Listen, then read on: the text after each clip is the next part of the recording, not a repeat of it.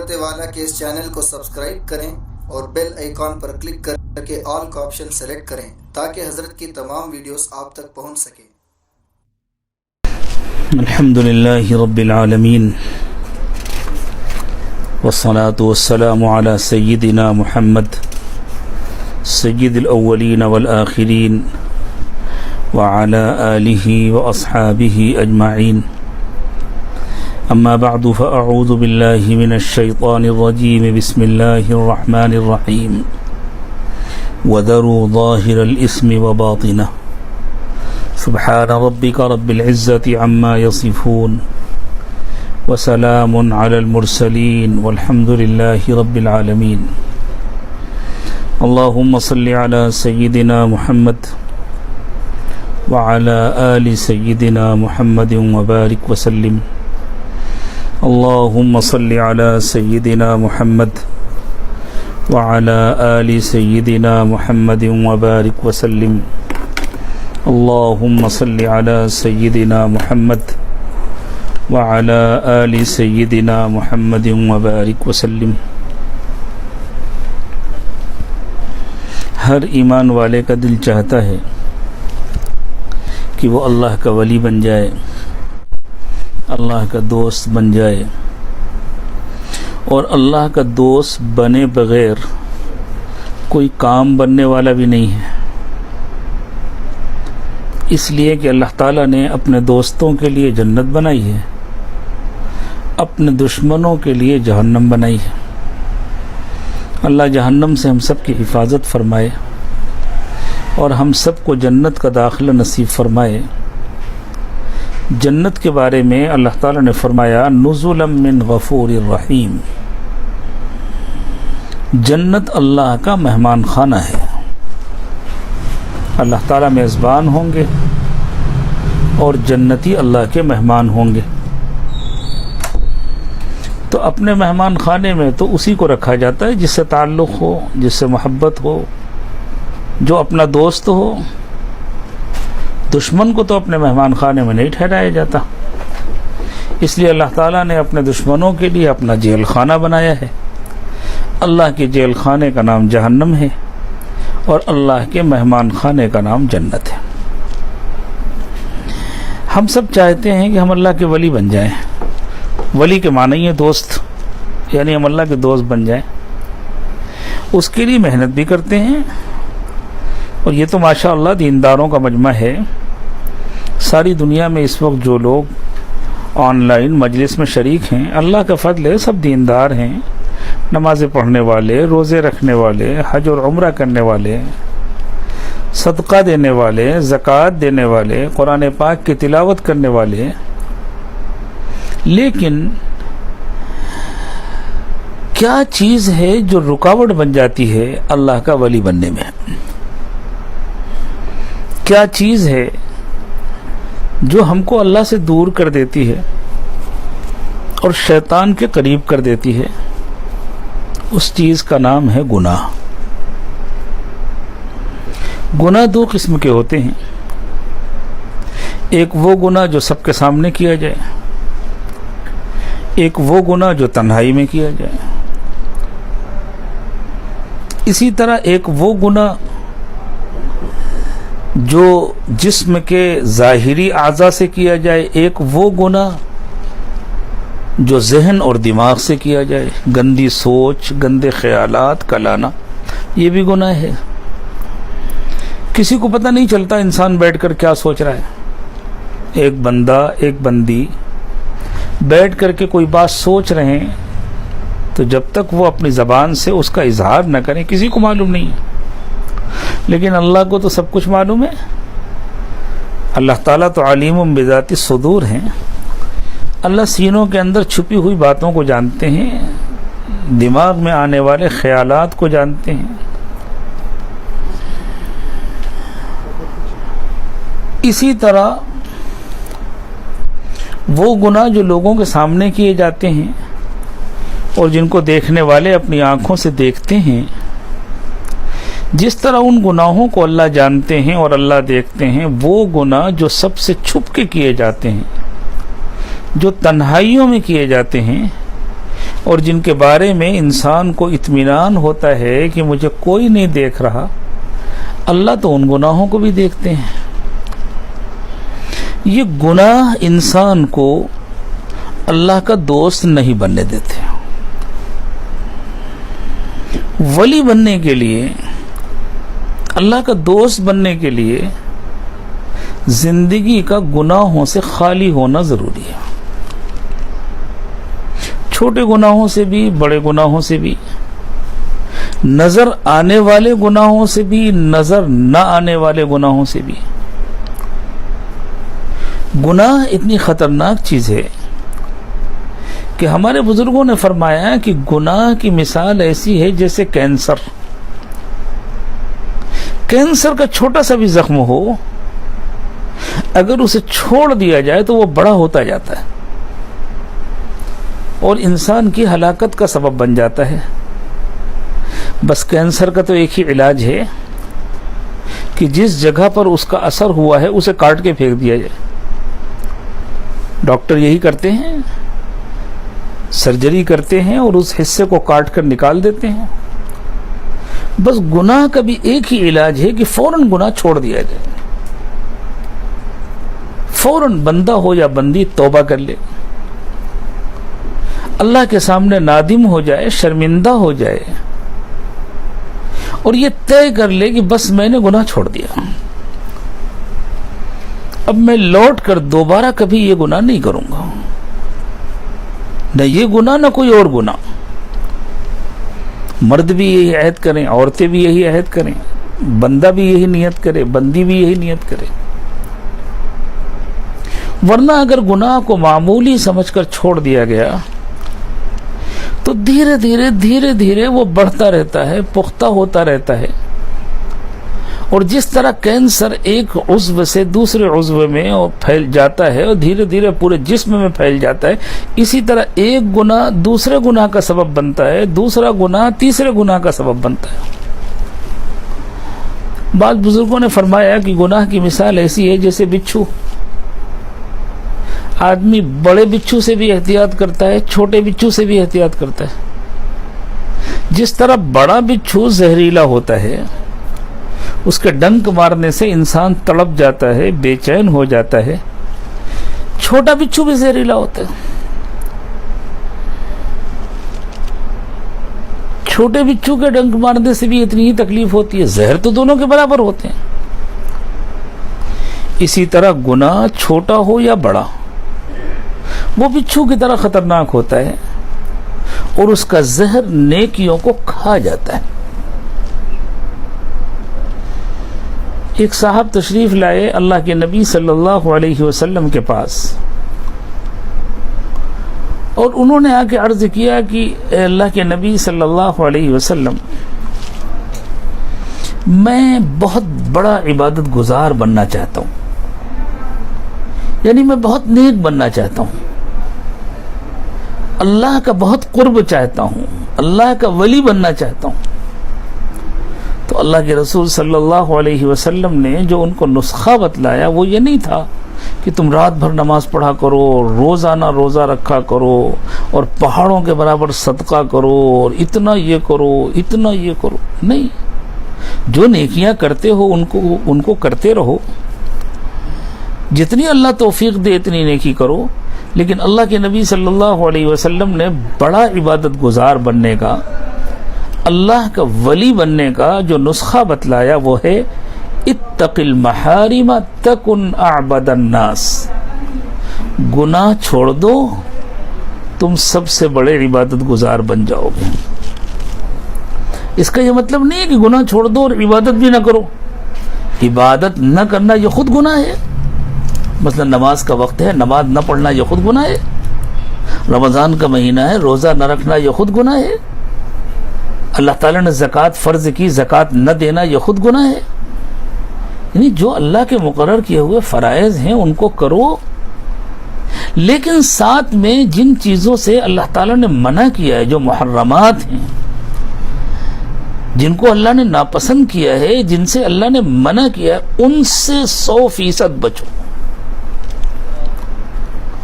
اس کی وجہ یہ ہے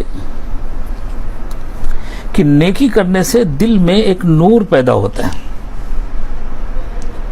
گناہ کرنے سے وہ نور ختم ہو جاتا ہے۔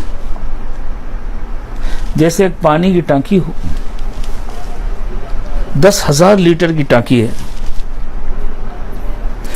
اور بورنگ کا پائپ آن کر کے ایک بڑے پائپ کے ذریعے اس ٹانکی کو بھر رہے ہیں، لیکن نیچے وال کھلا ہوا ہے، تو وہ ٹانکی تو زندگی بھر نہیں بھرے گی۔ اوپر سے جتنا پانی جا رہا ہے، نیچے سے اتنا پانی نکل رہا ہے۔ اتنی بڑی ٹانکی ہے لیکن کبھی نہیں بھرے گی، اس میں پانی اسٹاک نہیں ہوگا۔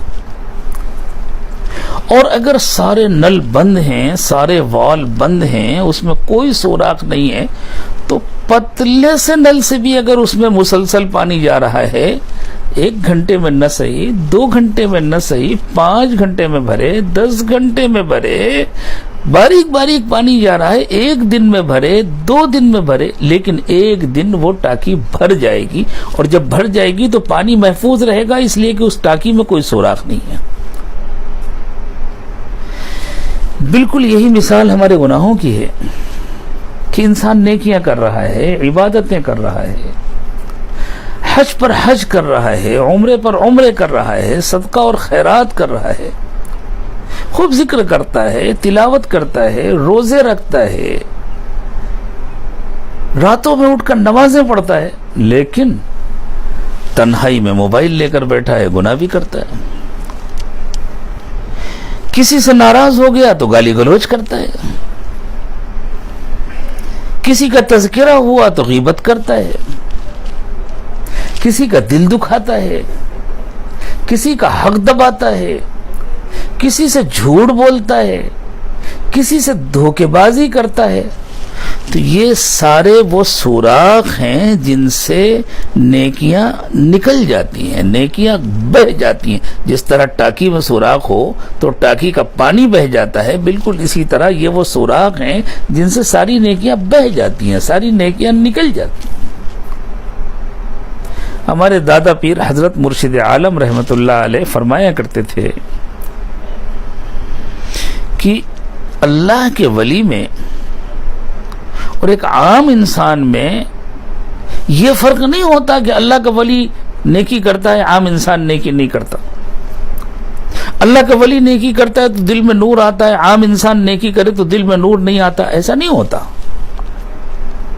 عام ایمان والا بھی نیکی کرتا ہے، اس کے دل میں بھی نور آتا ہے۔ اللہ کا ولی نیکی کرتا ہے، اس کے دل میں بھی نور آتا ہے۔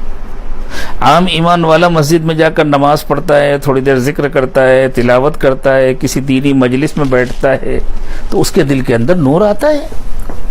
ہر عمل کی اپنی ایک تاثیر ہوتی ہے۔ جیسے مٹھائی کھانے سے منہ میٹھا ہو جاتا ہے، تیز تیز سالن کھانے سے مرچ کا اثر ہوتا ہے، کوئی نمکین چیز کھانے سے منہ نمکین ہو جاتا ہے، اسی طرح اللہ کو یاد کرنے سے، اللہ کی عبادت کرنے سے دل میں نور پیدا ہوتا ہے۔ لیکن اللہ کا ولی اپنے نور کو سنبھال کر رکھتا ہے، اس لیے ہر نیکی کے ساتھ اس نور میں اضافہ ہوتا رہتا ہے۔ ہمارے جیسے جو عام لوگ ہوتے ہیں، اللہ سب کی حفاظت فرمائے، وہ اپنے نور کو سنبھال نہیں پاتے ہیں۔ ابھی بیٹھ کر کے تلاوت کی، عورتوں کا حال ہوتا ہے، ابھی بیٹھ کر کے تلاوت کی، ابھی بیٹھ کر کے ذکر کیا، ابھی بیٹھ کے عبادت کی، اس کے بعد کسی پر غصہ آیا تو ایسی زبان چلائی اور ایسی غیبت کی اور ایسا دل دکھایا کسی کا، ساری نیکیوں کا نور ختم ہو گیا۔ مرد مسجد میں گیا، تکبیر اولیٰ کے ساتھ نماز پڑھی، بیٹھ کر تلاوت کی، ذکر کیا، دل نور سے بھر گیا۔ اب باہر نکلے، نگاہیں قابو میں نہیں ہیں۔ ابھی مسجد سے باہر نکلے اور کسی نامحرم پر نظر پڑی اور اسے غور سے دیکھ لیا، اس کے چہرے پر نظر پڑی، اس کے جسم پر نظر پڑی، اس کے کپڑوں پر نظر پڑی، اور انہی خیالات میں چلے جا رہے ہیں۔ جتنا نور مسجد سے لے کر نکلے تھے وہ سارا ختم ہو گیا، اور اس سے زیادہ ظلمت لے کر کے اپنے گھر واپس جا رہے ہیں۔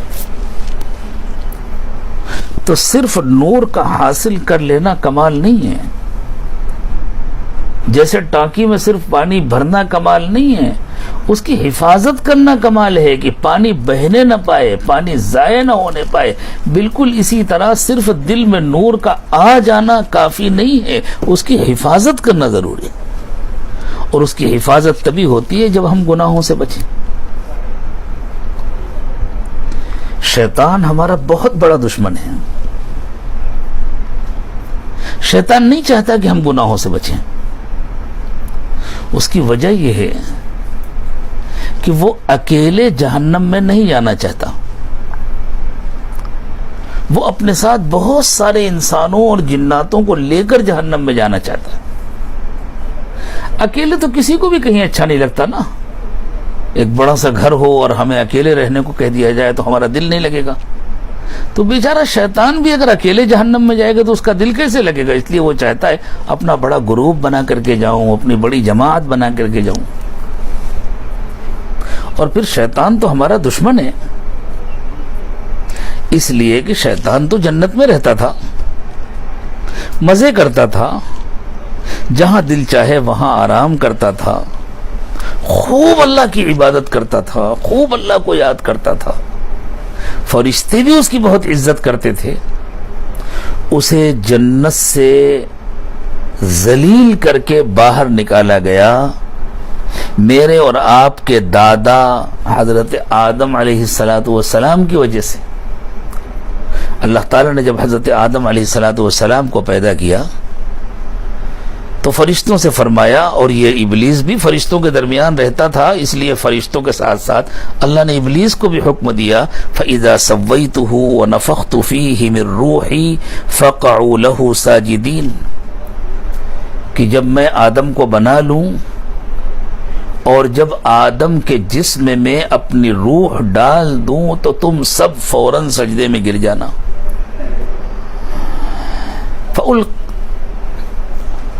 تو جیسے ہی اللہ تعالیٰ نے حضرت آدم علیہ السلام کے جسم میں جان ڈالی، سارے فرشتے سجدے میں گر گئے، شیطان نے سجدہ نہیں کیا۔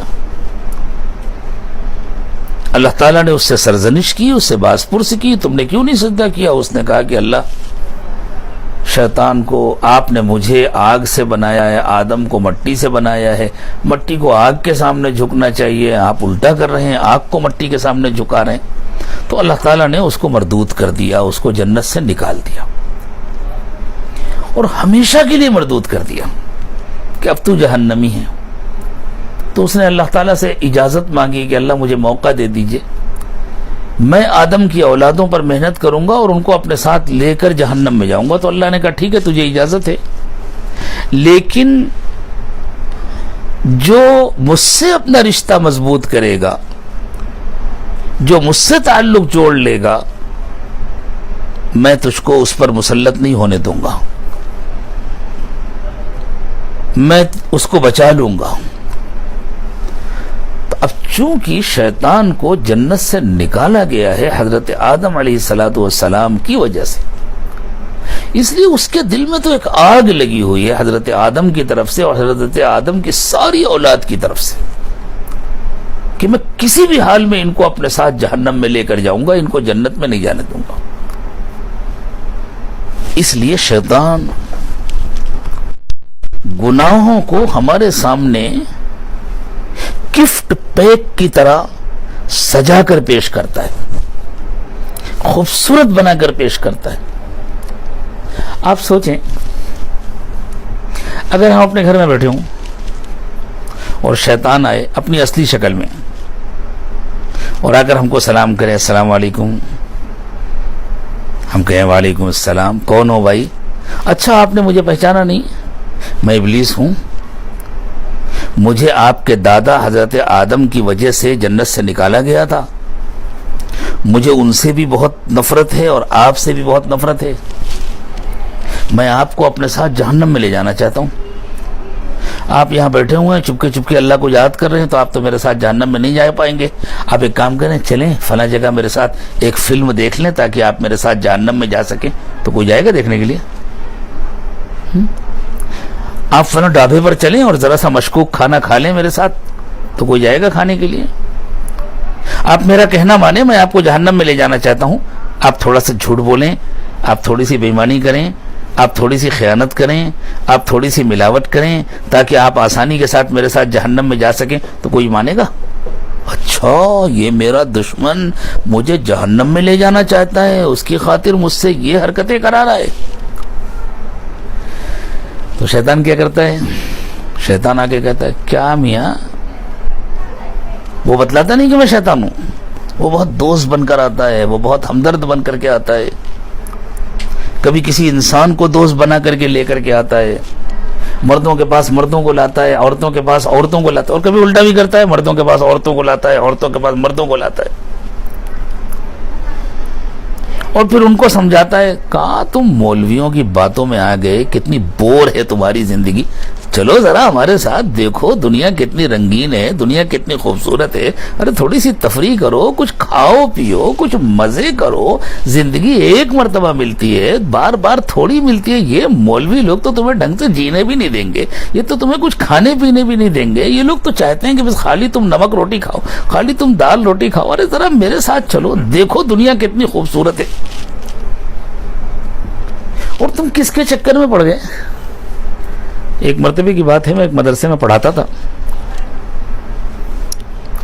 ایک صاحب آئے میرے پاس، انہوں نے ملاقات کی، دعا کی درخواست کی، کچھ اپنی پریشانی ظاہر کی اور دعا کی درخواست کی، تو میں نے تھوڑا سا ان کے حالات پوچھے تو اندازہ ہوا کہ یہ اپنے کاروبار میں احتیاط نہیں کرتے، سچ اور جھوٹ میں احتیاط نہیں کرتے، امانت اور دیانت میں اور بے ایمانی اور خیانت میں فرق نہیں کرتے۔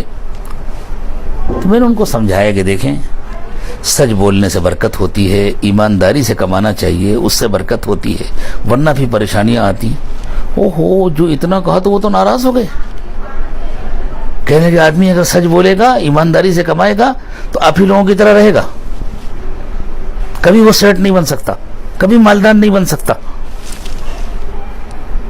خیر ہم نے خاموش ہو کے سن لیا، اور ان کو معلوم نہیں تھا کہ اللہ کے فضل سے ہمارا کاروبار بھی ہے اور اللہ نے بہت ساری نعمتوں سے نوازا ہوا ہے۔ تو خیر ہم نے تو اس وقت سن لیا خاموشی سے۔ کوئی اور صاحب جو وہاں بیٹھے تھے، بعد میں انہوں نے کہا کہ تمہیں پتہ ہے تم جن سے بات کر رہے تھے ان کی حیثیت تم سے زیادہ اچھی ہے، ان کا اپنا بزنس بھی ہے، وہ اپنا کام بھی کرتے ہیں، اور پھر ذرا نام بھی بتایا تو شاید ان کو احساس ہوا اس آنے والے نوجوان کو، اور اس کو شرمندگی ہوئی کہ میں نے کس سے اس طرح بات کی۔ یہ باتیں ذہن میں کون ڈالتا ہے؟ سچ بولو گے تو کما نہیں پاؤ گے، سچ بولو گے تو کچھ بنا نہیں پاؤ گے، جھوٹ بولو گے تو کمائی ہوگی، جھوٹ بولو گے تو بڑے آدمی بن جاؤ گے۔ آ کر کے سمجھاتا ہے بڑی محبت سے، دیکھو فلاں نے پھاندہ مارا، فلاں نے فلاں کا اتنا پیسہ ڈبایا، آج دیکھو کتنی شان سے رہ رہا ہے، کتنا مالدار ہے۔ تم خالی ایمانداری سے لگے رہو گے نا تو کولو کے بیل کی طرح زندگی بھر اسی چکر میں گھومتے رہو گے، اس سے زیادہ کچھ نہیں بنا پاؤ گے۔ اللہ تعالیٰ نے فرمایا یہ کون کرتا ہے؟ یہ شیطان کرتا ہے، شیطان کے ایجنٹ کرتے ہیں، شیطان کے نمائندے کرتے ہیں، اس لیے کہ وہ تم کو اللہ سے دور کرنا چاہتے ہیں، اور وہ تمہاری زندگی کو برکت سے خالی کرنا چاہتے ہیں، وہ تم کو دنیا اور آخرت کی مصیبتوں میں پھنسانا چاہتے ہیں۔ وَقَيَّضْنَا لَهُمْ قُرَانَا فَزَيَّنُوا لَهُمْ مَا بَيْنَ أَيْدِيهِمْ وَمَا خَلْفَهُمْ۔ اللہ نے فرمایا ہم نے ان کے کچھ ایسے ساتھی بنا دیے، شیطان لے کر آتا ہے انسانوں کو، مردوں کو، عورتوں کو، عورتوں کے پاس عورتیں آتی، ارے بہن تم کس چکر میں پڑی ہو؟ ایسی ایمانداری کے ساتھ زندگی کوئی اچھی گزار سکتا ہے کیا؟ اس طرح تو گھر کا خرچہ بھی نہیں چلے گا۔ ارے اپنے شوہر کو سمجھاؤ، اتنے نیک بن کے اس زمانے میں نہیں کمایا جا سکتا، وہ تو سب سے سچ بولتے ہیں، وہ تو بتلا دیتے ہیں، وہ تو مال کے اندر کوئی خرابی ہوتی ہے تو گاہک کو وہ بھی بتلا دیتے ہیں، ایسے کیسے کاروبار ہوگا؟ عورتیں آ کر کے شیطان کی ایجنٹ بن کر کے عورتوں کو سمجھاتی ہیں کہ اپنے مردوں کا ذہن بناؤ کہ وہ بےایمانی کریں. مرد آ کر مردوں کو سمجھاتے ہیں ارے کیا تم نے کمال کر رکھا ہے, اپنی بیوی کو گھر کے اندر چھپا کر کے رکھا ہوا ہے, یہ ایڈوانس زمانہ ہے, یہ ترقی کا زمانہ ہے, ذرا باہر لے کر کے آؤ, ذرا معاشرے میں سب سے تعارف تو کراؤ, ذرا آزادی کے ساتھ سانس تو لینے دو. تو مرد مردوں کو آ کر سمجھاتے ہیں تاکہ وہ اپنی عورتوں کو ورغلائیں, عورتیں عورتوں کو آ کر سمجھاتی ہیں تاکہ وہ اپنے مردوں کو ورغلائیں, عورتیں عورتوں کو گناہ کی دعوت دیتی ہیں, مرد مردوں کو گناہ کی دعوت دیتی ہیں. اور کبھی اس کا الٹا بھی ہوتا ہے, کراس ہو جاتا ہے کہ عورتیں آ کر مردوں کو گناہ کی دعوت دیتی ہیں, مرد آ کر عورتوں کو گناہ کی دعوت دیتے ہیں. آج کل تو حال یہ موبائل کھولو تو نہ معلوم کیسے کیسے پیغامات خود بخود, نہیں چاہتا آدمی, اس کے باوجود وہ پیغامات آ رہے ہیں. یہ سب کیا ہے؟ یہ سب شیطان کے ایجنٹ ہیں, یہ شیطان کے بھیجے ہوئے نمائندے ہیں جو آ کر کے انسانوں کے سامنے گناہوں کو آراستہ کر کے پیش کرتے ہیں. یہ بالکل ایسے ہی ہے جیسے کسی بہت اچھی مٹھائی کی دکان سے ایک مٹھائی کا ڈبہ لیا جائے اور اس کے اندر گندگی بھر دی جائے, اور گندگی بھر کے اوپر بہت خوبصورت پیکنگ کرا دی جائے, بڑا گفٹ پیک, دیکھ کر کے لگے کتنا عمدہ ہے. جب پیکنگ اتنی اچھی ہے تو اندر کتنا اچھا مال بھرا ہوگا, کتنی عمدہ برفی ہوگی, کتنا عمدہ رسگلہ ہوگا, اور کتنا عمدہ قلاقند ہوگا, اور پتہ نہیں کیا کیا. صرف پیکنگ دیکھ کر کے کیسے کیسے تصور ہوگا فلاں مٹھائی ہوگی. اور ذرا کھول کر کے دیکھیں تو معلوم ہوا کہ ہمارے ہندوستان کے, ہمارے ترقی یافتہ ہندوستان میں گائے کا گوبر رکھا ہوا ہے اندر. صاحب اس سے اچھی تو کوئی مٹھائی نہیں ہے, اور اس سے اچھا تو کوئی گفٹ نہیں ہے. بالکل یہی کام کرتا ہے شیطان. فَزَيَّنُوا لَهُمْ مَا بَيْنَ أَيْدِيهِمْ وَمَا خَلْفَهُمْ. اللہ نے فرمایا وہ ان کے گناہوں کو گفٹ پیک کرتے ہیں, وہ ان کے گناہوں کو آراستہ کرتے ہیں, وہ ان کے گناہوں کو سجا کر کے ان کے سامنے پیش کرتے ہیں. اور انسان سمجھتا ہے میں تو بہت اچھے کام کر رہا ہوں, میں ترقی کا کام کر رہا ہوں, دیکھو میں نے کیا تو اس سے یہ فائدہ ہوا اور یہ فائدہ ہوا, اور میں نے پہلے یہ کام کیا تھا اس سے اتنا فائدہ ہوا, اور میں آگے یہ کام کروں گا اس سے اتنا فائدہ ہوگا. اور جب آنکھیں کھلتی ہیں, دنیا سمجھتی ہے آنکھیں بند ہو گئیں, اور حقیقت میں جب آنکھیں کھلتی ہیں اور جب موت آتی ہے اس وقت انسان کو پتہ چلتا ہے کہ میرے گناہوں نے میری زندگی کو کس طرح تباہ کر دیا ہے, اور شیطان نے تو میرا ساتھ چھوڑ دیا. اس نے تو صاف صاف کہہ دیا انی کفرت بما اشرکتمونی من قبل ان الظالمین لہم عذاب علیم. تم نے اللہ کا کہنا نہ مان کر میرا کہنا مانا, آج میں اس سب کا انکار کرتا ہوں. میں تمہارا دوست نہیں تھا, میں تمہارے ساتھ بھلائی نہیں چاہتا تھا, میں تو تم کو اپنے ساتھ جہنم میں لے جانا چاہتا تھا. اور جب انسان پلٹ کر کے شیطان کو گالی دے گا, وہ کہے گا اب گالی دینے سے کیا ہوگا, تم مجھے گالی دو یا میں تمہیں گالی دوں, نہ میں تمہارا کچھ بھلا کر سکتا ہوں نہ تم میرا کچھ بھلا کر سکتے ہو. اور اللہ کی طرف سے کہا جائے گا ان الظالمین لہم عذاب علیم, ظالموں کے لیے تو دردناک عذاب ہے. اس لیے میرے دوستو, اگر ہم اللہ کے ولی بننا چاہتے ہیں, اگر ہماری عورتیں, ہماری بہنیں, ہماری بیٹیاں, ہماری مائیں اگر چاہتی ہیں کہ ہمیں ولایت مل جائے, ہمیں اللہ کا قرب مل جائے, اگر مرد چاہتے ہیں ہم اللہ کے ولی بن جائیں, ہمیں اللہ کا قرب مل جائے, تو پھر ہم کو اپنی پوری زندگی کو گناہوں سے مکمل خالی کرنا پڑے گا, اپنی خود نگرانی کرنی پڑے گی. ہم خود اپنی نگرانی کریں. اللہ اکبر. جس کو اللہ تعالیٰ پسند کر لیتے ہیں, جس سے اللہ راضی ہو جاتے ہیں, اس کو اللہ توفیق دیتے ہیں کہ وہ خود اپنی نگرانی کرے. حضرت امام ربانی مجدد الفسانی رحمۃ اللہ علیہ نے اپنے مکتوبات میں ایک لفظ استعمال فرمایا ہے, دید قصور. دید قصور کے معنی ہے اپنے گناہوں کو تلاش کرنا, اپنے گناہوں کو دیکھنا. اور فرمایا جب اللہ کسی سے راضی ہوتے ہیں تو اسے اس کی توفیق دیتے ہیں کہ وہ خود اپنے گناہوں کو دیکھے, اپنی کمیوں کو دیکھے اور ان کو ٹھیک کرے. اور اگر ایک تھیلے کے اندر مٹی بھر دی جائے تو ایک چٹکی نکالو تو مٹی نکلے گی, ایک مٹھی نکالو تو مٹی نکلے گی, نکالتے جاؤ نکلتی جائے گی, لیکن مٹی ہی نکلے گی نا. ہم تو بنے ہیں بھول چوک سے, ہم بہت کمزور ہیں, ہماری فطرت کے اندر بھول چوک شامل ہے. اس وجہ سے واقعی جب انسان اپنے گناہوں کو خود تلاش کرنا شروع کرتا ہے تو ایک گناہ کو ٹھیک کرتا ہے، ایک غلطی کو ٹھیک کرتا ہے، اسے اپنے اندر دوسری کمی نظر آتی ہے، وہ اس کو ٹھیک کرتا ہے، اس کو اپنے اندر تیسری کمی نظر آتی ہے، وہ اس کو ٹھیک کرتا ہے، پریشان ہو جاتا ہے، حتیٰ کہ ایک وقت آتا ہے کہ اسے اپنی عبادتوں میں بھی کمی نظر آتی ہے، میری نماز تو اچھی نہیں ہے، میرا روزہ تو اچھا نہیں ہے، بس اسی پر تو اللہ تعالیٰ کو پیار آتا ہے، میرے بندے اور میری بندی کی پوری زندگی گناہ سے خالی ہو چکی ہے، اس کے باوجود اس کے دل میں اتنا ڈر ہے، اسے تو اپنی عبادتیں بھی گناہ نظر آتی ہیں، اسے تو اپنی نیکیاں بھی گناہ لگتے ہیں، اور اس کو کتنی شرمندگی ہوتی ہے، بس اسی پر اللہ تعالیٰ کو پیار آتا ہے، اور پھر اللہ اسے اپنا قرب خاص عطا فرماتے ہیں، اللہ اسے اپنے اولیاء میں شامل فرما لیتے ہیں۔ اللہ تعالیٰ مجھے بھی اپنے اولیاء میں شامل فرمائے، اور آپ سب کو بھی، جتنے مرد، جتنی عورتیں، جتنے پوری دنیا میں اس وقت بیان میں شریک ہیں، اللہ تعالیٰ سب کو اپنے اولیاء میں شامل فرما لے۔ لیکن اللہ کی ولایت حاصل کرنے کے لیے ضروری ہے کہ ہم اپنی کمیوں کو خود تلاش کریں، اور تلاش کر کر کے ایک ایک کمی کو صرف تلاش نہ کر لیں، تلاش کر کر کے ان کو اپنی زندگی سے نکالیں۔ اور دیکھیں، نیکی کرنا اتنا مشکل کام نہیں ہے جتنا گناہ چھوڑنا مشکل کام ہے۔ جب کوئی بندہ طے کرتا ہے، جب کوئی بندی طے کرتی ہے کہ مجھے گناہ چھوڑنا ہے، مجھے گناہ نہیں کرنا، تب اسے پتہ چلتا ہے کہ کتنا مشکل کام ہے۔ ذرا طے کر کے دیکھیں، میں کبھی جھوٹ نہیں بولوں گا، میں کبھی جھوٹ نہیں بولوں گی، میں حقیقت کے خلاف کوئی بات اپنی زبان سے نہیں نکالوں گا۔ ایک مرتبہ طے کر کے دیکھیں، تب احساس ہوتا ہے قدم قدم پر کتنی مشکلات آتی ہیں۔ لیکن جب بندہ یا بندی کوشش کرتے ہیں، اللہ سے مدد مانگتے ہیں، تو اللہ تعالیٰ آسان کر دیتے ہیں، پھر اللہ کی مدد آتی ہے، اور پھر ان کے دل کو یقین ہوتا ہے کہ یہ کام میرے بس کا تو نہیں تھا، یہ تو اللہ کی مدد سے ہوا۔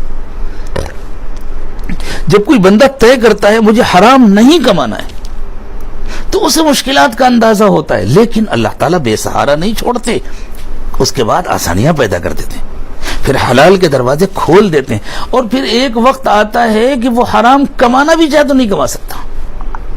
ایک وقت آتا ہے بندہ اتنا سچا ہو جاتا ہے کہ وہ جھوٹ بولنا بھی چاہے تو نہیں بول سکتا۔ طے کریں ہمیں غیبت نہیں کرنی ہے، شروع میں بہت پریشانی ہوتی ہے، شیطان بہت پریشان کرتا ہے، کسی پر غصہ آتا ہے، کسی سے ناگواری ہوتی ہے، اس کی برائی کرنے کا دل چاہتا ہے، برائی کے ساتھ اس کا تذکرہ کرنے کا دل چاہتا ہے، لیکن جب انسان اپنے کو قابو میں رکھتا ہے، اس لیے کہ اللہ سن رہے ہیں، اللہ دیکھ رہے ہیں، مجھے اللہ کے پاس جانا ہے، جا کر حساب دینا ہے، تو پھر ایک وقت آتا ہے کہ اللہ تعالیٰ آسان کر دیتے ہیں۔ اس کے بعد تو اگر کوئی غیبت کرنا بھی چاہے تو نہیں کر سکتا۔ کتنے خوش نصیب ہیں وہ لوگ جنہوں نے اپنی زندگی میں کبھی کسی کی غیبت نہیں کی۔ بعض محدثین نے تو اپنے بارے میں یوں فرمایا، ان پر جو اللہ کا فضل تھا اس کا ذکر کیا، اور یوں کہا کہ بھائی اور مجھ سے جو کمیاں ہوئی ہوں، جو کوتاہیاں ہوئی ہوں، مجھے امید ہے کہ اللہ تعالیٰ معاف کریں گے، لیکن مجھ سے غیبت کا حساب نہیں ہوگا، اس لیے کہ میں نے زندگی میں کبھی کسی کی غیبت نہیں کی۔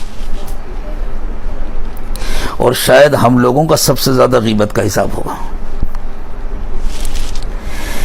امام ابو حنیفہ رحمۃ اللہ علیہ جس طرح بہت بڑے عالم تھے اور فقہ کے سب سے بڑے امام تھے، اس لیے ان کو امام اعظم کہا جاتا ہے رحمۃ اللہ علیہ،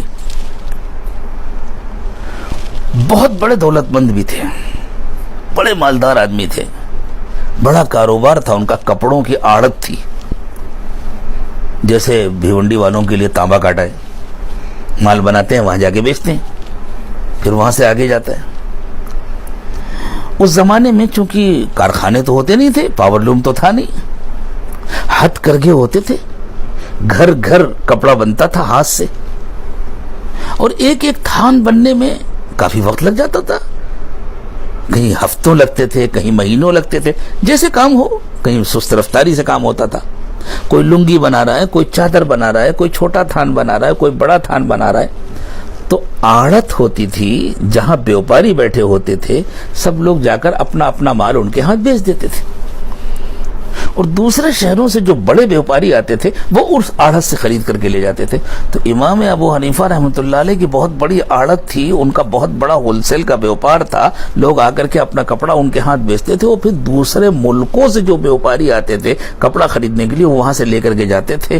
کوفہ اس زمانے میں بہت بڑا مارکیٹ تھا, اور امام ابو حنیفہ رحمۃ اللہ علیہ کوفہ میں رہتے تھے. اللہ نے ان کو جتنی دولت دی تھی اتنا بڑا دل بھی دیا تھا. بہت سخی آدمی تھے, بہت سخی آدمی. اچھے اچھے کپڑے بناتے تھے,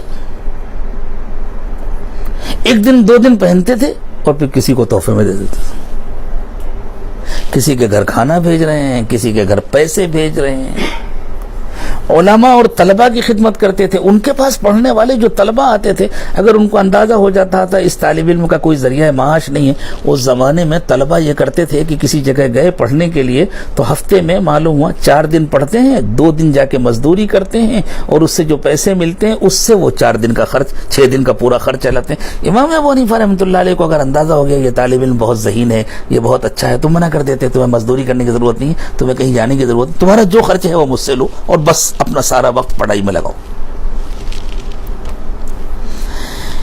امام ابو حنیفہ رحمۃ اللہ علیہ کے ایسے ہی ایک شاگرد تھے جو بچپن میں یتیم تھے. ان کا اور ان کے گھر کا پورا خرچ دے کر امام ابو حنیفہ رحمۃ اللہ علیہ نے ان کو پڑھایا تھا, اور آج ساری دنیا ان کو امام ابو یوسف کے نام سے جانتی ہے. بہت بڑے امام فقہ کے, بہت بڑے عالم تھے, اور اس زمانے کی دنیا کی جو سب سے بڑی حکومت تھی, بنو عباس کا اقتدار تھا, ہارون رشید کی حکومت تھی, اور ہارون رشید کی حکومت دنیا کی سب سے بڑی حکومت تھی رقبے کے اعتبار سے بھی, اور سب سے زیادہ طاقتور حکومت تھی.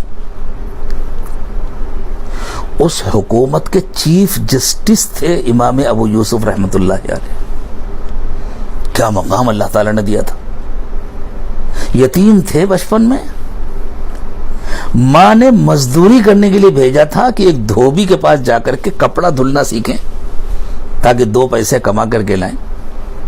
امام ابو حنیفہ رحمۃ اللہ علیہ نے دیکھ لیا ہیرا ہے, بہت قیمتی ہے, بس اپنی درسگاہ میں بیٹھا لیا پڑھانے کے لیے.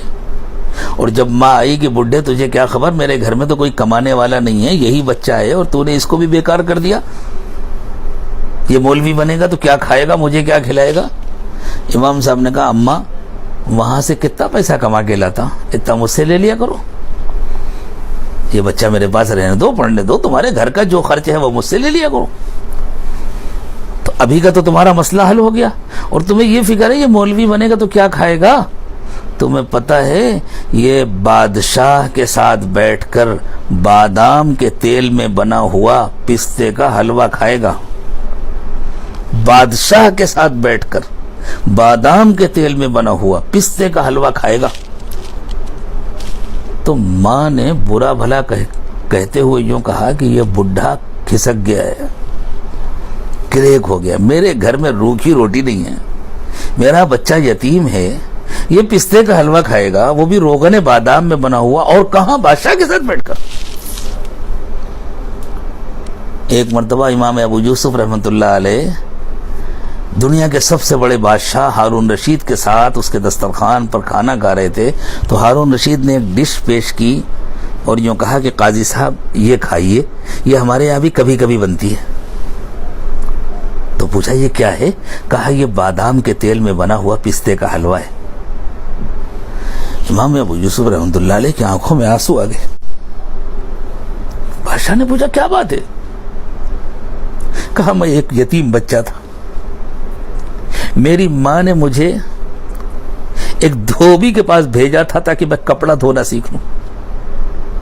مجھے اس وقت پہچانا تھا میرے استاد امام ابو حنیفہ رحمۃ اللہ علیہ, اور میری ماں سے کہا تھا میں تمہارے بچے کو ایسا علم سکھا رہا ہوں کہ یہ بادشاہ کے دسترخوان پر روغن بادام میں پکا ہوا پستے کا حلوہ کھائے گا. آج میرے استاد کی کہی ہوئی بات سچی ہوگی. امام ابو یوسف رحمۃ اللہ علیہ ایک جگہ بیٹھے ہوئے تھے, لوگ امام ابو حنیفہ رحمۃ اللہ علیہ کی سخاوت کی تعریفیں کر رہے تھے. صاحب امام صاحب عالم تو تھے, عبادت گزار تو تھے, سخی بہت بڑے تھے, چپکے چپکے لوگوں کی مدد کرتے تھے، چپکے چپکے لوگوں کی ضرورتیں معلوم کرتے تھے اور خرچ کرتے تھے. لوگوں کو یہ تعجب ہوا کہ سب لوگ امام صاحب کی سخاوت کا تذکرہ کر رہے ہیں اور جو ان کے سب سے بڑے شاگرد ہیں وہ خاموش بیٹھے. امام ابو یوسف رحمۃ اللہ علیہ خاموش بیٹھے. تو کسی نے کہا حضرت آپ کچھ نہیں بتلا، آپ اپنے استاد کی سخاوت کا کوئی واقعہ ہم کو سنائیے.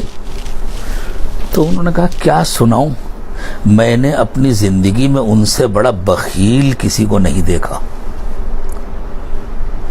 لوگ ایک دم سے چونک گئے. کیا اول تو یہ ہے کہ امام صاحب بخیل تھے نہیں، اتنے بڑے سخی تھے، دوست تو دوست دشمن بھی مانتے. تو پھر ان کے سب سے بڑے شاگرد، اتنے چہیتے شاگرد، ان پر جان چھڑکنے والے، اور کہہ رہے ہیں میں نے ان سے بڑا کوئی بخیل نہیں دیکھا. تو لوگ سمجھ گئے کہ ہم امام ابو یوسف رحمۃ اللہ علیہ کی بات سمجھ نہیں پائے، یہ کچھ اور کہنا چاہتے. تو کہا حضرت ہم سمجھ نہیں پائے آپ کی بات. کہنے کہ سنو، لوگ امام ابو حنیفہ کی برائیاں کرتے تھے، ان سے حسد کرتے تھے، ان پر جھوٹے الزامات لگاتے تھے، آج تک لگاتے ہیں، ان کی غیبت کرتے تھے اور اپنی نیکیاں ان کے کھاتے میں جمع کرتے تھے. میرے استاد اتنے بڑے بخیل تھے کہ سب کی نیکیاں لے کر رکھ لیتے تھے، اپنی نیکی زندگی میں اس اللہ کے بندے نے کبھی کسی کو نہیں دی. نہ کسی سے حسد کیا، نہ کسی پر کوئی الزام لگایا، نہ کبھی کسی کا دل دکھایا، نہ کبھی کسی کی غیبت کی، اپنی کوئی نیکی نہیں دی. غالباً امام ابو حنیفہ رحمۃ اللہ علیہ کا قول ہے یا کسی اور بزرگ کا قول ہے، وہ کہتے ہیں بھائی میں غیبت کیوں کروں، اور کرنا ہوگا تو اپنی ماں کی کروں گا، تاکہ میری کمائی ہوئی نیکیاں میری ماں کے پاس جائیں اور کسی کے پاس کیوں جائے. اگر مجھے غیبت کرنا ہوگا تو میں اپنی ماں کی غیبت کروں گا تاکہ میری کمائی ہوئی نیکیاں میری ماں کے پاس جائیں، میں اپنی نیکیاں دوسروں کے حوالے کیوں کروں. تو دیکھیں ہم سے یہ غلطی ہوتی ہے نا، ہم اپنی نیکیاں دوسروں کو دے دیتے ہیں. اس لیے اس کی ضرورت ہے کہ ہم اپنی نیکیوں کو بچائیں،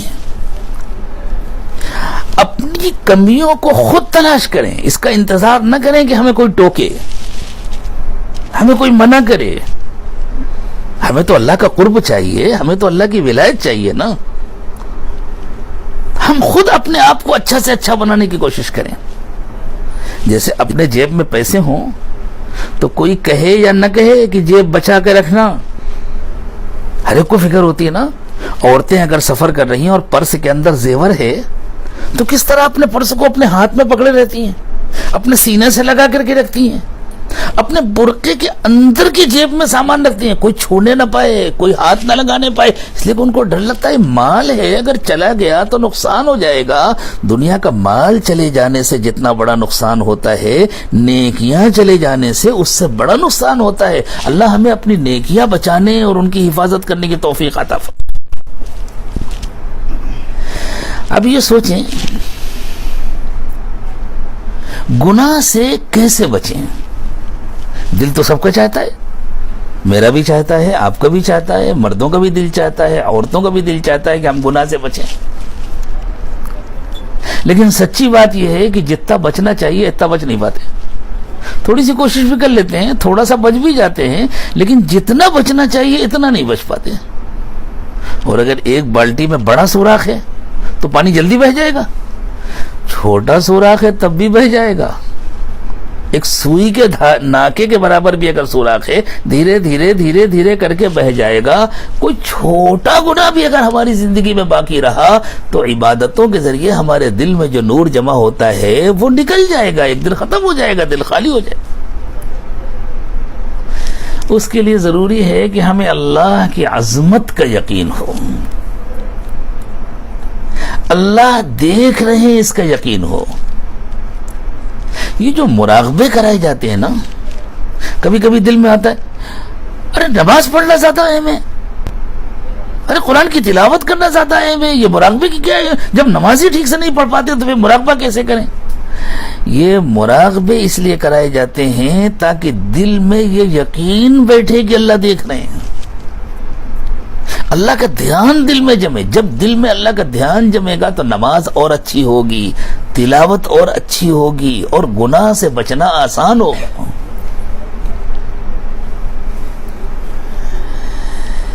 ایک نوجوان آئے ایک بزرگ کے پاس. انہوں نے آ کر کے کہا کہ حضرت میں گناہ سے بچنا چاہتا ہوں، ذکر بھی کرتا ہوں، تلاوت بھی کرتا ہوں، آپ کی مجلس میں آ کر کے مراقبہ بھی کرتا ہوں، لیکن جب میں بازار میں جاتا ہوں تو نگاہیں میرے قابو میں نہیں رہتی. اور اس زمانے کی تو مصیبت یہ ہے کہ اب تو نگاہوں کو بے قابو کرنے کے لیے بازار بھی نہیں جانا پڑتا. اب تو جیب میں موبائل پڑا ہوا ہے، ہر ایک کے ساتھ ہے، گھر میں جتنے افراد ہیں اتنے موبائل، ہر بچے کے ہاتھ میں موبائل ہے. بس اللہ سب کی حفاظت فرمائے. تو اس نوجوان نے کہا کہ حضرت بازار جاتا ہوں تو نگاہیں قابو میں نہیں رہتی، کوئی نسخہ بتلا دیجئے مجھے. وہ نوجوان گناہ سے بچنا چاہتا تھا. وہ جانتا تھا کہ یہ گناہ میرے دل کو ویران کر رہا ہے، یہ گناہ مجھے اللہ سے دور کر رہا ہے، یہ گناہ مجھے جہنم کے قریب کر رہا ہے، لیکن وہ بیچارہ بچ نہیں پاتا تھا. تو وہ اپنے شیخ کے پاس آیا پوچھنے کے لیے. کسی شیخ سے تعلق اسی لیے ضروری ہوتا ہے، جس طرح کوئی بیمار ہے تو کسی ڈاکٹر کے پاس جائے، اس سے اپنا علاج کرائے، اسی طرح روحانی بیماریوں سے بچنے کے لیے کسی شیخ سے اپنا تعلق قائم کرے اور ان سے مشورہ لے. تو شیخ نے کہا کہ بیٹا میں تم کو اس کا نسخہ بتلاؤں، کیسے بچ سکو گے؟ کہا جی حضرت بتلا دیجیے. کہا پہلے میرا ایک کام کر دو، اس کے بعد بتلاؤں گا. بتلائیے. بڑا خوش ہوا کہ میرے حضرت مجھ سے کام کے لیے کہنے، میری خوش نصیبی کی بات ہے، مجھے اپنے حضرت کا کام کرنے کا موقع مل رہا ہے. کہا دیکھو فلاں مسجد میں میرے ایک دوست رہتے ہیں، ان کے پاس مجھے دودھ بھیجنا ہے، راستہ بازار سے ہو کر کے جاتا ہے، تم ان کے پاس دودھ پہنچا کر کے آؤ. لیکن دیکھو یہ دودھ کا کٹورا ہے بھرا ہوا، چھلکنا نہیں چاہیے، چھل کے بغیر پہنچے. کہ جی حضرت. کہ اس کا وعدہ کرو کہ دودھ چھلکنے نہیں دو گے؟ جی حضرت میں وعدہ کرتا ہوں. کہ نہیں ایسے نہیں، میں تمہارے پیچھے ایک دوسرا بندہ بھیج رہا ہوں. اور ایک بندے کو بلایا، کہا یہاں آؤ، اس کے پیچھے پیچھے جاؤ، اور اگر کہیں راستے میں دودھ چھلک جائے نا تو وہیں بھرے بازار میں اس کو 2 جوتے مارنا. اب تو وہ نوجوان گھبرا گیا کہ یہ تو بہت بڑا امتحان ہے، لیکن شیخ کا حکم ہے کہ ٹھیک ہے حضرت آپ دے دیجئے، میں انشاءاللہ چھلکنے نہیں دوں. اب وہ دودھ لے کر کے بچتے بچاتے آرام سے قدم اٹھا کر آرام سے رکھ کر دھیرے دھیرے اس مسجد میں پہنچ گئے. چونکہ اسے ڈر لگ رہا تھا اگر دودھ چھلکا تو دودھ کا تو نقصان ہوگا جو ہوگا، اور میرے کپڑے گندے ہوں گے وہ اپنی جگہ پر، پیچھے سے بھرے بازار میں سب کے سامنے جوتا پڑے گا تو کیا ہوگا. وہاں جا کر کے جن کے پاس پہنچانا تھا پہنچا دیا، اور بہت خوش ہو کر حضرت میں نے آپ کا کام کر دیا، دودھ چھلکنے نہیں پایا. اب مجھے بتلائیے نگاہوں کی حفاظت کا کیا نسخہ ہے؟ حضرت نے کہا پہلے یہ بتلاؤ بازار میں کتنی دکانیں کھلی تھیں، کتنی بند تھیں، کتنی بھیڑ تھی، اور آج کتنے چہروں کو دیکھا؟ اس نے کہا حضرت میں نے تو ایک بھی نہیں دیکھا. عورتیں تو عورتیں، میں نے تو کسی مرد کو بھی نہیں دیکھا. کہا کیوں نہیں دیکھا؟ کہ مجھے ڈر لگ رہا تھا نا دودھ چھلک گیا تو پیچھے سے جوتا پڑے گا، تو میرا پورا دھیان تو دودھ پر لگا ہوا تھا. کہاں بیٹا یہ جو جوتا پڑنے کا یقین تھا نا، اس نے بازار میں تمہاری نگاہوں کو محفوظ بنا دیا. اگر اللہ کی سزا کا یقین ہو جائے تو پھر بھرے بازار میں بھی تم سے بدنگاہی نہیں ہوگی. اگر اللہ کی پکڑ کا یقین ہو جائے تو تنہائی میں ہاتھ میں موبائل ہو یا کچھ بھی ہو انشاءاللہ گناہ نہیں ہوگا. اللہ یہ یقین مجھے بھی عطا فرمائے، آپ کو بھی عطا فرمائے. اور ایمان تو نام ہی ہے یقین کا. اگر یہ یقین ہے تو گویا ایمان ہے، اور اگر یقین نہیں ہے تو ایمان نہیں ہے. یہ لمبے لمبے مراقبے اسی لیے کرائے جاتے ہیں تاکہ ہمارے دل میں اس کا یقین بیٹھے، اللہ کی محبت بیٹھے، اللہ کے سامنے پیش ہونے کا یقین بیٹھے. جب دل اللہ کی محبت سے بھر جاتا ہے اور اللہ کا کہنا ماننے کے لیے دل بے چین ہو جاتا ہے، تڑپنے لگتا ہے مجھے تو اللہ کا کہنا ماننا ہے، اور اللہ کے سامنے پیشی کا جب یقین ہو جاتا ہے تو پھر نگاہوں کی حفاظت بھی آسان ہو جاتی ہے، خیالات کی حفاظت بھی آسان ہو جاتی ہے، شرمگاہوں کی حفاظت بھی آسان ہو جاتی ہے. صحابہ کرام کا لشکر پہنچا رومیوں کے علاقے میں. ان لوگوں نے ایک شہر فتح کیا. شہر میں داخل ہو تو اب لشکر میں بوڑھے لوگ تھوڑی ہوتے ہیں, تو جوان ہوتے ہیں نا, فوجی تو جوان ہوتے ہیں. فوجی شہر میں داخل ہو رہے ہیں تو جن لوگوں کا شہر تھا جو جنگ ہار گئے تھے, ان کے جو مذہبی لوگ تھے, ان کے جو پجاری تھے, ان کے جو پادری تھے, ان لوگوں نے آپس میں مشورہ کیا کہ اصل میں یہ تعداد یا اسلحے کی برتری کی وجہ سے ہم سے جنگ نہیں جیتے, یہ اپنے اخلاقی برتری کی وجہ سے ہم سے جنگ جیتے ہیں. اگر ان کی یہ اخلاقی برتری ختم ہو جائے تو کچھ دنوں میں ہم ان کو ہرا کے بھیج دیں گے. اس کے لیے ان لوگوں نے یہ طے کیا کہ پورے شہر میں دونوں طرف اپنی عورتوں کو کھڑا کر دو, نوجوان لڑکیوں کو کھڑا کر دو نیم برہنہ حالت میں. اب ایک تو ان کے ہاں جسم بھی گورے ہوتے ہیں, وہ خوبصورت اور نوجوان لڑکیاں اور کم سے کم لباس میں, اور ان لوگوں کو یہ خیال تھا یہ فوجی لوگ کئی کئی مہینوں سے اپنے گھر سے دور ہیں, اپنی عورتوں سے دور ہیں, تو ان کی اخلاقی برتری کو ختم کرنا بہت آسان ہے. جیسے ہی فوج شہر میں داخل ہونے لگی اور ان کے امیر نے یہ دیکھا کہ اوفو ان لوگوں نے یہ چال چلی ہے, بس امیر صاحب نے بلند آواز میں قرآن کی آیت پڑھی, قل للمؤمنین یغضوا من ابصارہم ویحفظوا فروجہم. اے نبی صلی اللہ علیہ وسلم, ایمان والے مردوں سے کہہ دیجئے کہ اپنی نگاہیں نیچی رکھیں اور اپنی شرمگاہوں کی حفاظت کریں. بس قرآن کی یہ آیت پڑھی اور پورے لشکر کی جو نگاہیں نیچی جھکی تو وہ صرف اپنے پیروں کے پاس دیکھتے چلے جا رہے تھے. ایک فرد نے بھی, کسی بوڑھے نے, کسی جوان نے, کسی سپاہی نے, کسی چھوٹے نے, کسی بڑے نے نظر اٹھا کر کے نہیں دیکھا, اور عورت تو عورت کسی مرد کی طرف بھی نظر اٹھا کر نہیں دیکھا, جس کو ہمارے ہاں کہتے ہیں نظر بر قدم, کہ بس پیر کے پاس نظر ہے. سب کی نگاہیں جھکی ہوئی تھی اور آرام سے چلے گئے. وہ نیم برہنہ لڑکیاں کھڑی کی کھڑی رہ گئیں, اور جن لوگوں نے ان کو کھڑا کیا تھا ان کے تو ہاتھوں کے گویا طوطے اڑ گئے کہ یہ کیسی قوم ہے, یہ کیسی مخلوق ہے, ہم ان پر کیسے غلبہ حاصل کر سکتے ہیں. جب وہ لوگ وہاں سے واپس آئے مدینہ طیبہ میں, لوگوں نے پوچھا کہ اس شہر کے مکانات کیسے تھے. انہوں نے کہا ہم نے نظر اٹھا کے دیکھا ہی نہیں. ہمارے امیر صاحب نے جب قرآن کی آیت پڑھی قل للمؤمنین یغضوا من ابصارہم, ایمان والوں سے کہہ دو کہ اپنی نگاہوں کو نیچی کر لیں, اس کے بعد ہم نے نظر اٹھا کے دیکھا ہی نہیں, ہمیں کچھ پتہ نہیں ہے کیسی عمارتیں, کیسے مکانات, بس ہم تو نظر جھکا کر کے گئے اور نظر جھکا کر چلے آئے. اللہ اکبر. یہ اس وقت ہوتا ہے جب اس کا یقین ہوتا ہے کہ اللہ مجھے دیکھ رہے ہیں. اللہ تعالیٰ تو ہر ایک کو دیکھ رہے ہیں نا. اللہ نے اپنے بارے میں فرمایا وَهُوَ مَعَكُمْ أَيْنَمَا كُنْتُمْ, لوگو تم جہاں بھی ہوتے ہو اللہ تمہارے ساتھ ہوتے ہیں.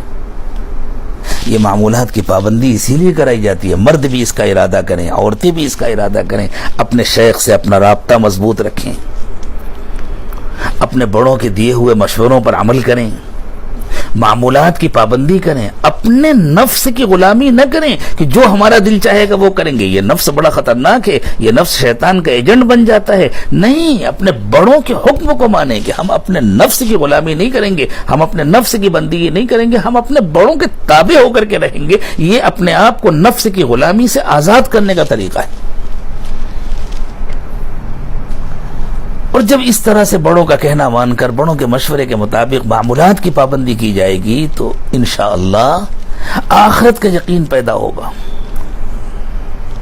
اور آخرت کا جواب, آخرت کا حساب کوئی معمولی چیز نہیں ہے.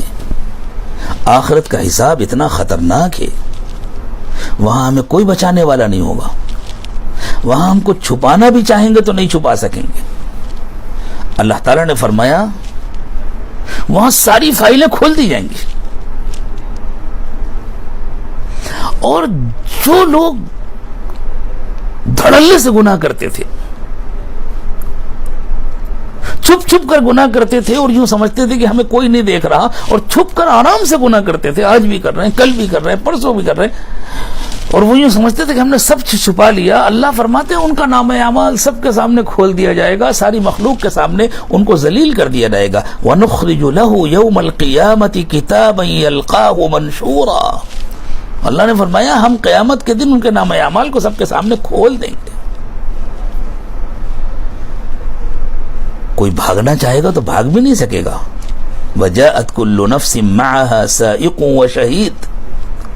ہر ایک کو اس طرح لایا جائے گا کہ اس کے ساتھ ایک لانے والا ہوگا, ایک گواہی دینے والا ہوگا. وہ بھاگنا چاہے تو بھاگ نہیں سکے گا. اور اللہ تعالیٰ کسی پر ظلم نہیں کریں گے. اللہ نے اپنے بارے میں فرمایا وَمَا أَنَا بِظَلَّامٍ لِّلْعَبِيدِ. اسی طرح کسی کا کوئی وکیل بھی نہیں ہوگا کہ کوئی کسی کو وکیل بنا کر کے کھڑا کر دے, کوئی کسی کی طرف سے صفائی دے سکے.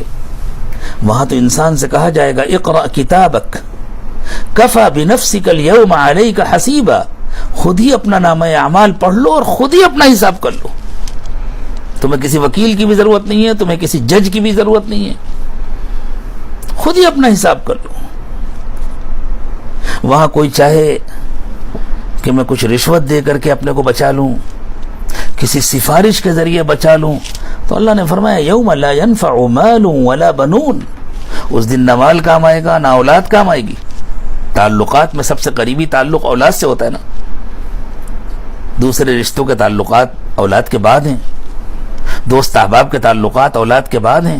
یعنی اللہ تعالیٰ بتلا رہے ہیں نہ مال کام آئے گا نہ کسی طرح کا کوئی تعلق کام آئے گا. اولاد ہی کام نہ آئے گی تو دوسرے تعلقات کیا کام آئیں گے.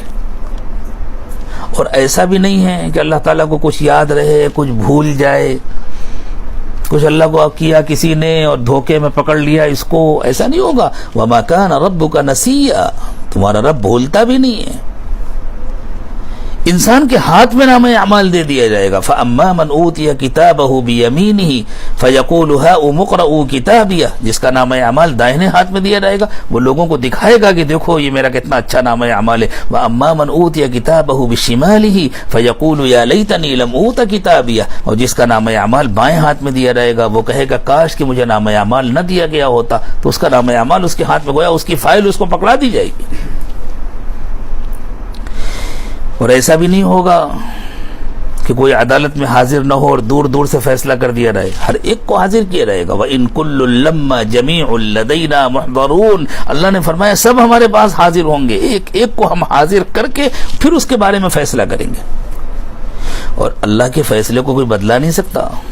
دنیا میں ایک عدالت سے دوسری میں, اس سے اوپر ہائی کورٹ میں, اس سے اوپر سپریم کورٹ میں اپیل کی جاتی ہے. اللہ فرماتے ہیں میرے فیصلے کے بعد کہیں کوئی اپیل نہیں ہو سکے گی. ما يبدل القول لدي وما انا بظلام للعبید. میرا فیصلہ بدلتا نہیں ہے, میرے فیصلے پر کوئی اپیل نہیں ہو سکتی اور میں کسی پر ظلم نہیں کرتا.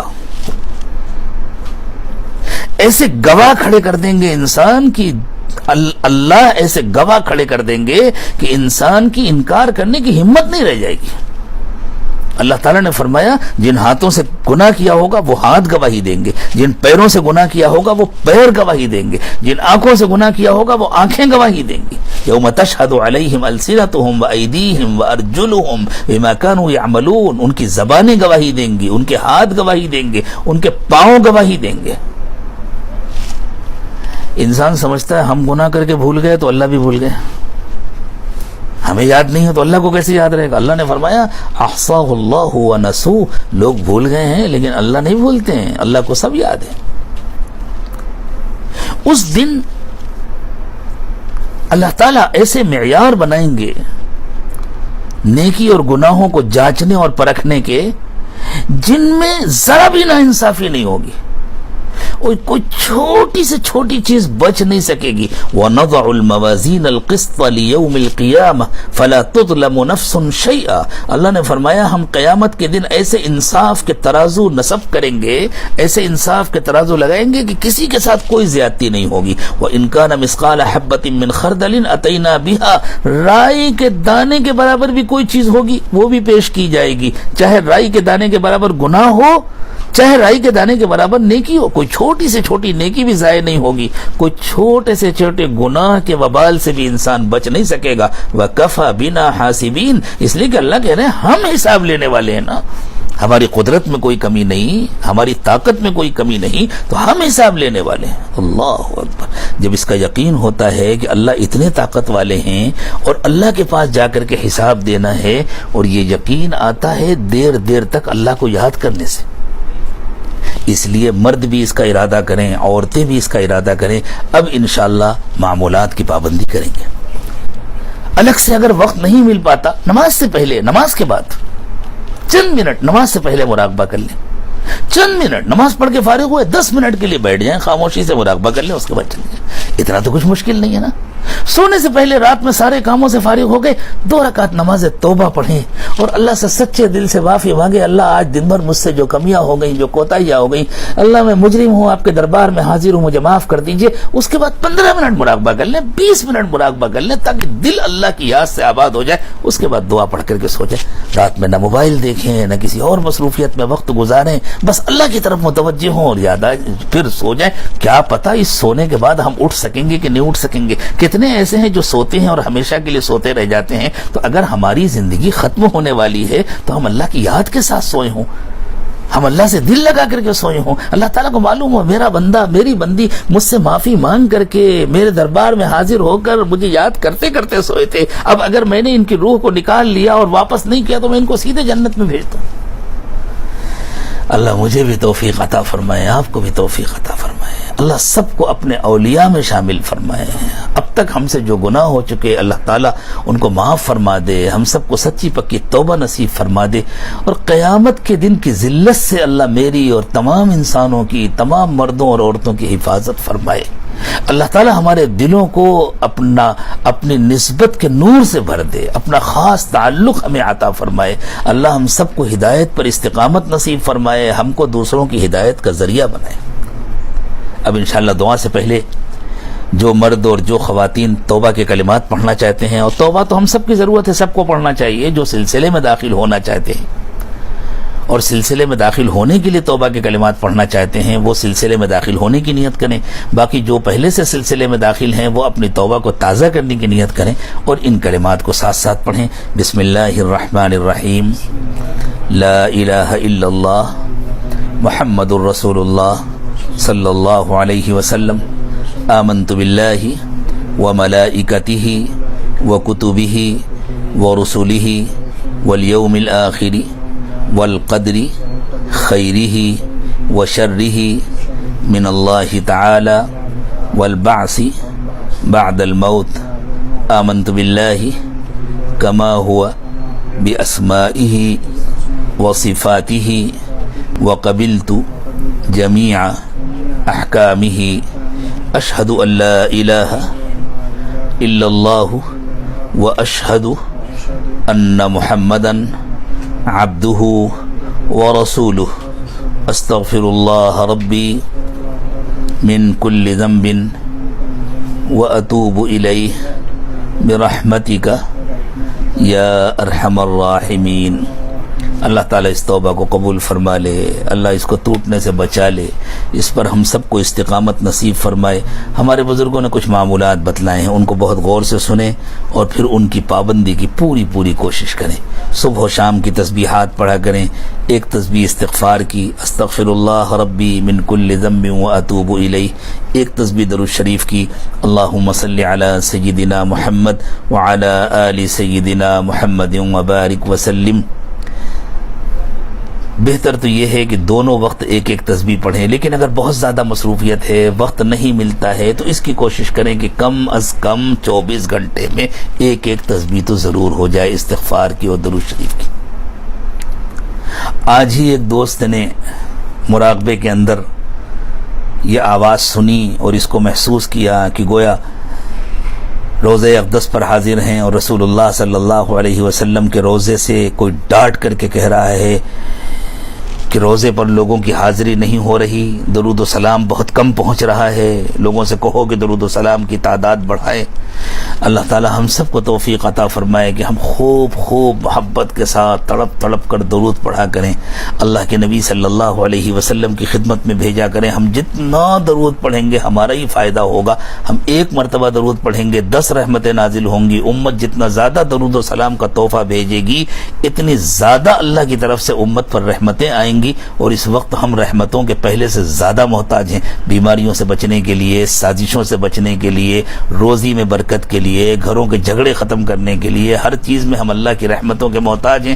ہم جتنا زیادہ درود و سلام کا تحفہ بھیجیں گے نبی اکرم صلی اللہ علیہ وسلم کے پاس، اللہ کی طرف سے ہم کو اتنی رحمتیں ملیں گی۔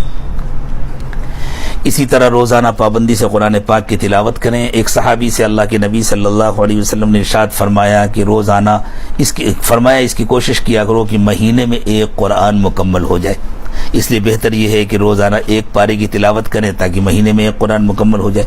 لیکن اگر کسی مجبوری سے ایک پارہ نہیں ہو پاتا تو ناغے سے بچیں، آدھا پارہ پڑھیں، پاؤ پارہ پڑھیں، بہت کم پڑھ سکتے ہیں۔ اگر پڑھنے میں بہت دشواری ہوتی ہے 1 رکوع پڑھیں، 2 رکوع پڑھیں، لیکن کوئی دن قرآن کی تلاوت کے بغیر نہ گزرنے پائے، اس کی کوشش کریں۔ چلتے پھرتے اٹھتے بیٹھتے ہر وقت دل میں اللہ کا دھیان رکھیں۔ جب دل میں اللہ کا دھیان رہے گا تو شیطان اپنے وسوسے نہیں ڈال سکے گا۔ اور روزانہ پابندی کے ساتھ مراقبہ کریں، جیسے میں نے بتلایا زیادہ وقت مراقبہ کریں تو بہت اچھا ہے۔ اللہ کا قرب حاصل کرنے کے لیے تو کرنے والے گھنٹوں مراقبہ کرتے ہیں، ابھی بھی الحمدللہ کرنے والے گھنٹوں مراقبہ کرتے ہیں۔ لیکن اگر کبھی زیادہ وقت نہیں ملتا تو ایسا کریں، جس دن زیادہ وقت مل جائے اس دن لمبا کر لیں، جس دن چھٹی ہو اس دن 1 گھنٹہ مراقبہ کر لیں، 2 گھنٹہ مراقبہ کر لیں، باقی دنوں میں آدھا گھنٹہ کریں، 20 منٹ کریں، 15 منٹ کریں۔ کسی دن بہت زیادہ مصروفیت ہے، وقت نہیں ملتا، مسجد میں چلے گئے، سنت پڑھ لی، اس کے بعد فرض سے پہلے جو وقت ملا اس میں مراقبے میں بیٹھ گئے۔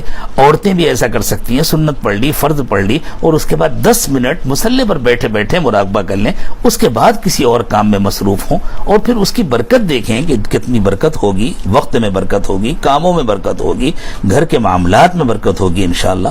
اور کم از کم مہینے میں 1 مرتبہ اپنے شیخ کو اپنے حالات کی اطلاع کریں۔ اس عاجز سے جو لوگ تعلق رکھتے ہیں اصلاح کا، وہ واٹس ایپ کے ذریعے اپنے حالات کی اطلاع کریں، اور جب بھی واٹس ایپ پر اپنے حالات لکھیں تو اپنا نام اور اپنے مقام کا، اپنے شہر کا نام ضرور لکھیں تاکہ پتہ چلے کہ یہ حالات کس نے لکھا ہے اور کہاں سے بھیجا۔ اب دعا سے پہلے تھوڑی دیر مراقبہ کر لیں، آنکھیں بند کر لیں، سر کو جھکا لیں، دنیا اور دنیا میں جو کچھ بھی ہے اس سب سے ہٹ کٹ کر اللہ کی یاد میں کھو جائیں، اور یہ نیت کریں کہ اللہ کی رحمت آ رہی ہے، میرے دل میں سما رہی ہے، میرے دل سے گناہوں کو دھو رہی ہے، اور میرا دل کہہ رہا ہے اللہ اللہ اللہ۔ زبان سے اللہ اللہ نہ کہیں، بس یہ نیت کریں کہ دل اللہ اللہ کہہ رہا ہے اور ہم سن رہے ہیں۔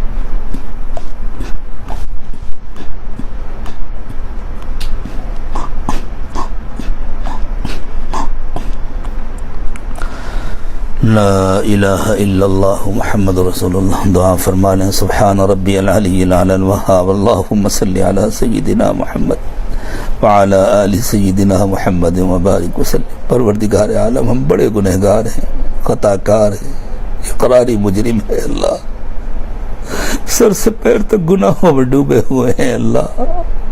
آپ رحیم ہیں، کریم ہیں، ستار ہیں، غفار ہیں اللہ. اللہ بہت دیر سے آئے ہیں، بہت دور سے آئے ہیں، بڑی امیدوں کے ساتھ ہاتھوں کا پیالہ بنا کر بھکاری بن کر آپ کے دربار میں حاضر ہوئے. اللہ ہمارے گناہوں کو معاف فرما دے. اللہ سارے گناہوں کو معاف فرما دے. اللہ دن کے اجالے میں جو گناہ کیے، رات کے اندھیرے میں جو گناہ کیے، مجمع میں جو گناہ کیے، تنہائیوں میں جو گناہ کیے، اللہ جو گناہ ہمیں یاد ہیں، جن گناہوں کو ہم بھول گئے ہیں، پیارے اللہ سارے گناہوں کو معاف فرما دیجیے. اللہ اپنی ولایت نصیب فرما دیجیے، اپنا قرب نصیب فرما دیجیے. اللہ اپنی نسبت کا نور عطا فرما دیجیے. اللہ نفس اور شیطان کے فتنوں سے ہماری حفاظت فرمائیے. اللہ ہماری نگاہوں کو پاک کر دیجئے، دلوں کو صاف کر دیجئے، سینوں کو اپنی محبت سے لبریز فرمائیے. اللہ ہماری ہڈی ہڈی بوٹی بوٹی میں اپنی محبت پیدا فرمائیے. اللہ ہمارے انگ انگ سے رومے رومے سے اپنا ذکر جاری فرمائیے. اللہ گناہوں کی ذلت سے حفاظت فرمائیے. اللہ جو گناہ کرتا رہتا ہے ایک نہ ایک دن ضرور ذلیل ہوتا ہے. اللہ جو نیکیاں کرتا رہتا ہے آپ اسے دنیا میں بھی عزت دیتے ہیں، آخرت میں بھی عزت دیتے ہیں. اللہ گناہوں کی ذلت سے حفاظت فرمائیے، طاعات کی عزت نصیب فرمائیے. اللہ جو زندگی باقی رہ گئی ہے اسے پچھلی زندگی کا کفارہ بنا دیجئے، آنے والے وقت کو پچھلے وقت سے بہتر بنا دیجئے.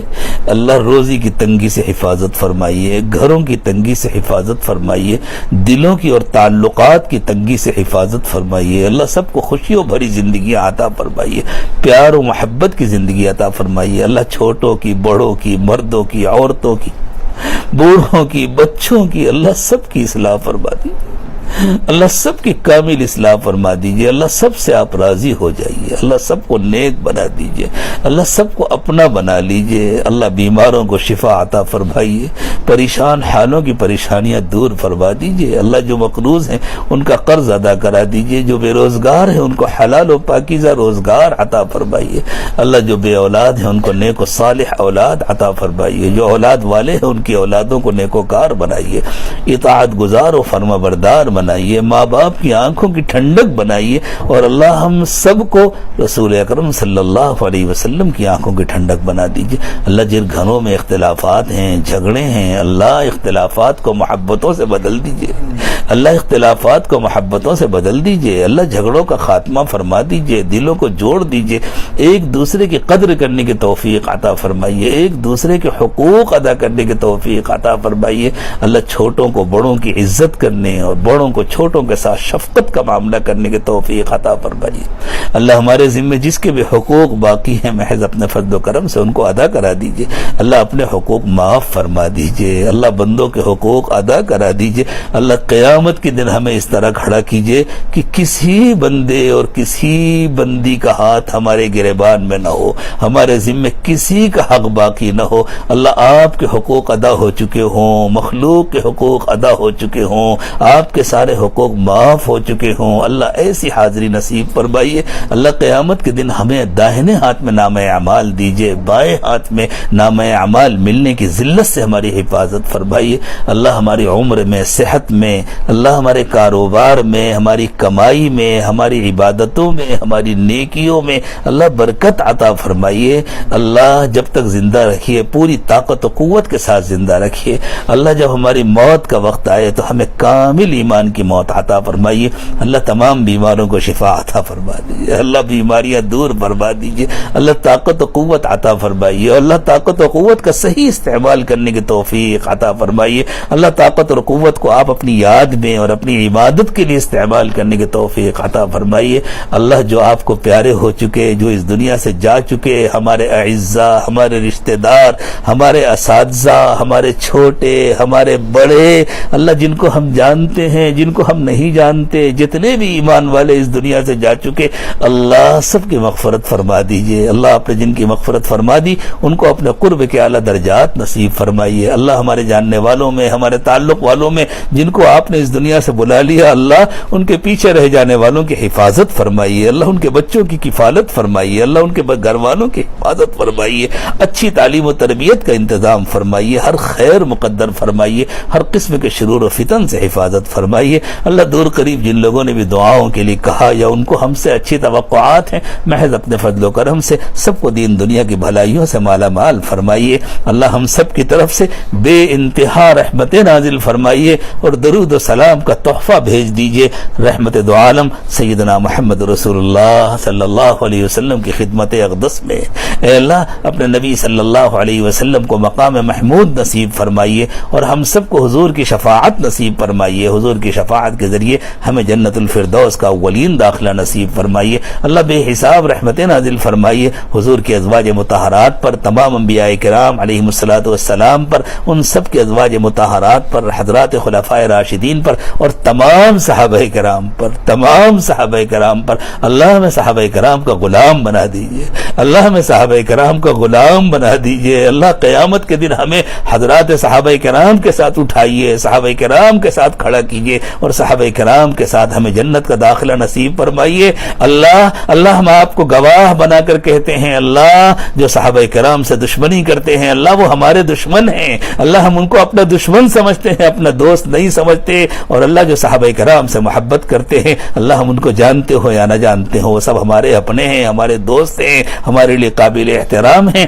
اللہ ہمیں صحابہ کی عزت کرنے والا بنا دیجئے، اللہ ہمیں صحابہ کی عزت کرنے والا بنا دیجئے، اور اللہ جو صحابہ کرام کی بے عزتی کرتے ہیں، اللہ اگر ان کی قسمت میں توبہ نہیں لکھی تو آپ انہیں دنیا میں بھی ذلیل کر دیجئے، ان کو آخرت میں بھی ذلیل کیجئے۔ اللہ کہیں بھی ان کو ذلت سے بچنے نہ دیجئے، ان کو عبرت کا نمونہ بنا دیجئے، اور اللہ جن کے اندر ذرا بھی خیر ہے آپ انہیں توبہ عطا فرما دیجئے، توبہ کی توفیق دے دیجئے۔ اللہ تمام صحابہ کرام پر اپنی بے انتہا رحمتیں نازل فرمائیے۔ اللہ تمام محدثین پر، تمام فقہاء پر، تمام ائمہ اور مجتہدین پر، تمام شہداء پر، تمام اولیاء کرام پر، اللہ تمام سلاسل کے تمام مشائخ پر، اور اللہ ساری دنیا میں بسنے والے تمام ایمان والوں پر، اس امت کے اور پچھلی امتوں کے جو جا چکے، جو موجود ہیں، جو آئندہ پیدا ہوں گے، اللہ سب کی روحوں پر بے انتہا رحمتیں نازل فرمائیے۔ اللہ سب کو اپنا قرب خاص نصیب فرمائیے، اور اللہ اپنے نیک اور مقبول بندوں کے صدقے اور طفیل میں ہم سب کو بھی اپنے مقبول بندوں اور بندیوں میں شامل فرمائیے۔ ربنا تقبل منا انك انت السميع العليم وتب علينا انك انت التواب الرحيم سبحان ربك رب العزة عما يصفون وسلام على المرسلين والحمد لله رب العالمين۔